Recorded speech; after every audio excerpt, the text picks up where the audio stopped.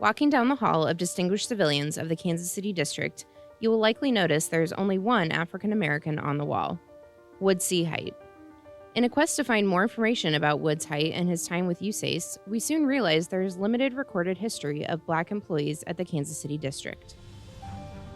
In our efforts to record the history of some of our district's Black trailblazers, we learned that history is sometimes unfolding in front of you. He was the tip of the spear that opened things up for lots of other people. He has been a great influence on me, his legacy, his leadership. You know, there's a sense of pride in seeing somebody that looks like you in a position like that. I guess I'll be like Jackie Robinson of the Corps, huh?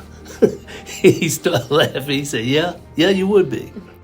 Welcome to Corps Chronicles, where we bring you the stories of the Heartland.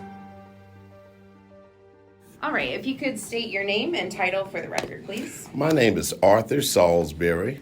I am the Deputy for the Office of Small Business Programs here at Kansas City District, U.S. Army Corps of Engineers. Keith Person, and my position or title is architect.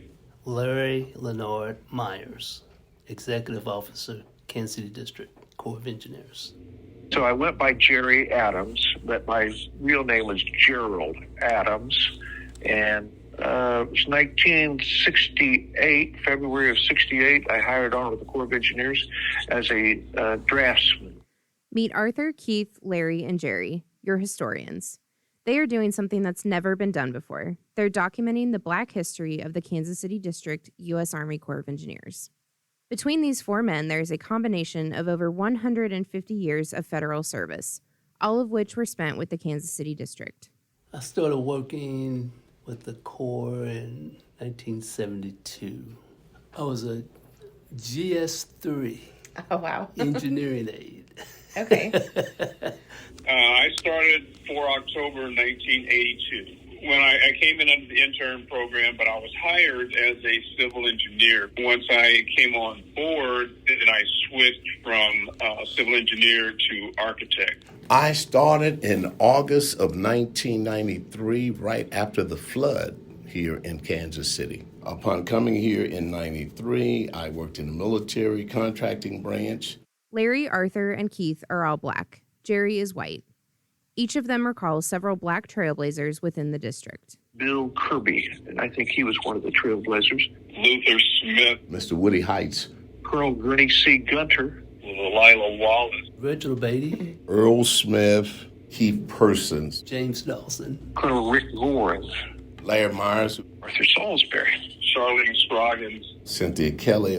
These are only some of the names of people who paved the way for the Kansas City District's Black leaders and employees. Most meetings that I go to, I am the minority. And so to go to some meetings and I do see other minorities is a feeling of accomplishment. It hasn't always been that way. Larry recalls a phone call that he had with former Equal Employment Officer Woods Hight in 1972. He says, I got to be honest with you. He says, there's pockets in our organization that doesn't have a wide diversity. Cultural diversity population. He said, I'm going to share something with you. He said, there's not any people of color where you're going. Next week, race, inclusion, and pioneering will be at the helm of our discussion as we delve deeper into personal experiences reaching all the way back to the Civil Rights Movement, which was a volatile time in our nation's history.